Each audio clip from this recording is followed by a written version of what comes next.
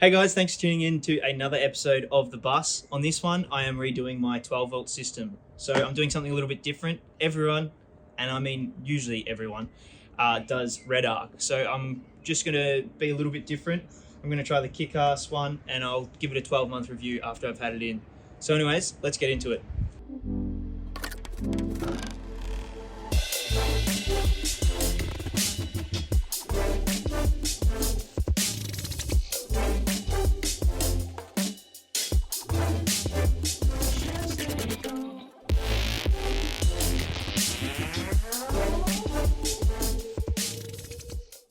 So first things first, we've got to pull out the old system before we can get to the fun installing the new stuff. That's already unplugged. Before I can mount anything in, I've got to look at where I want the battery located. So it is going to go in the box that I have on my tray. I'm going to make up some plywood to go around it, and then I can also mount on my inverter and that little 12 volt Kings panel thing, which I had in the canopy when I had the old tray. So mount it up. I want to get it all sorted, figure out exactly where I want to run the wires and how I want to run them, because I ultimately want to be able to disconnect the wires and pull this out when I need, so that way I can have my whole tray space back. Just test fitting up where I want everything to go. There's the King's 12 volt box with the inverter just there. I think that's where everything's going to go, and the DC-DC over beside the battery there. I reckon that'll look nice. Made up a bit of plywood now, so this is just going to retain the battery in here. It wouldn't be doing something on your car unless you had to go to the shops, but luckily Adam's on his way over here, so I got him to duck into Bunnings because we need to get some anchor points to put in here, which I'll put some metal backing on, just so that way the battery can be strapped down in here. Rightio. I've made up an angled bracket for the 12 volt system now, so he can actually sit up like that and sit there. Adam has now graciously brought me some hooks, so that's for the battery. I'm going to put one down here and then one down there, and so I can strap the battery in, and that way she doesn't go walk about in here and absolutely rip everything apart. Here are the anchor points and the backing plate that I just cut up and drilled some holes in. So I put these in just so that way, if it was just a bolt and nut, it would have just ripped through the plastic if we were hitting some hard tracks with the battery in the back. But with the way I've done it this way, I'm hoping that won't happen. So there's the battery all strapped in too, looks good.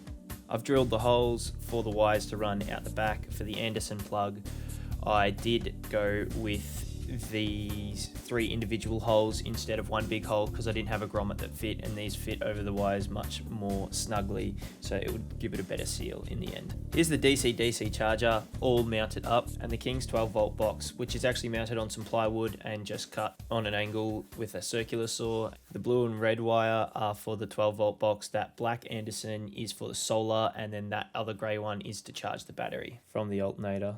Here is it all mounted in. Look at that. I think it's on a pretty good angle still to access everything. I'm going to leave the inverter out just for a little while so I can redo some wiring in the 12 volt box, but let's get on to the next part. Now that the box is all mounted in, we are going to look at wiring up to the main battery so that way we can charge the rear battery. So I'm going to screw the Anderson plug in there so it's mounted all nicely. Then essentially I've got it wired up, so once I plug in the Anderson that'll run up to the main battery, then if I ever want to take this box off, all I've got to do is unplug that and unscrew the box, and then it all comes off, just so that way I still have my tray space.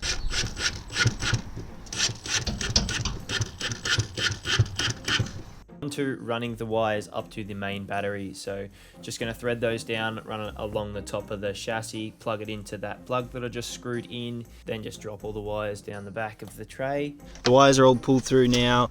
I am going to cut them up because we don't need this much length, so I'll cut them back to somewhere around here and then just put some new terminals on, heat shrink it up like they've done because it looks a bit too professional. I really don't want it not to look nice, so we'll do all that, connect it all up, and then we'll have a look at the DC-DC charger in action. Got to recrimp these on after I've chopped the wires down, and then got to do the old heat shrink so that way it still looks pretty profesh, even though I've just chopped up some nice new wires. This DC-DC charger does need an ignition wire to activate, so I already had one in the engine bay, ran out just in case of an accessory, and also it was plugged into my previous Piranha system. Oh, there we go. All of the connections are done. I have put a spade fitting on the ignition wire just in case I want to have my car on ignition, then I can just unplug it. So keep it nice and simple. So literally just got to plug it all together. And that involves red to the positive terminal, black to the negative terminal, and blue to the ignition wire. That easy. Then tuck it all out of the way. So we're all wired in. Now you can see the lights have come on the DC-DC charger. So let's just crank her over and then we'll see what the lights do. So there it is. You can see the charging light is flashing and it's on bulk charge. The only thing is I did accidentally leave it on wet and I didn't read the instructions to change the mode, and that only took me a few seconds. I just had to hold down the mode button for a bit longer. So there we go. There's a little budget 12 volt install for your dual battery system. So I think it's best if we do a little price breakdown on this one. So let's get into that. So first things first, the DC-DC charger from KickAss. So that's 25 amp with a wiring bundle, and that was $270. So not too bad, but that was on sale. Next is the Adventure Kings 12 volt control box. That is $129. That's full price, not even on sale. And then we've got the Adventure Kings 1500 pure sine wave inverter. So this isn't actually for sale anymore. They've only got a 1000 watt one, but I only paid about $150 at the time.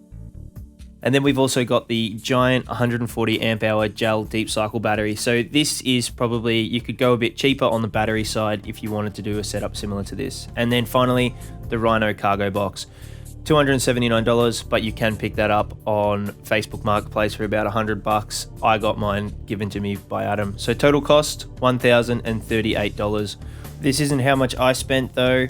I've really only spent the $270 on the DC-DC. So you could do this a lot cheaper if you shopped around a bit and got the cargo box secondhand, because that is one of the biggest costs and it's not really related to the 12 volt setup. It's just storing it all. Anyways, let's get back to the video. I'm super happy with it. I think it's awesome. It hasn't cost too much. Did have some existing stuff, so the inverter and the King's 12 volt panel I did already have. The only thing I really bought is the KickAss DC-DC charger and the wiring kit. The battery I already had, but yeah, I hope you guys like that. I hope it gave you some ideas about what to do with your 12 volt system, just to keep it simple and a bit low cost.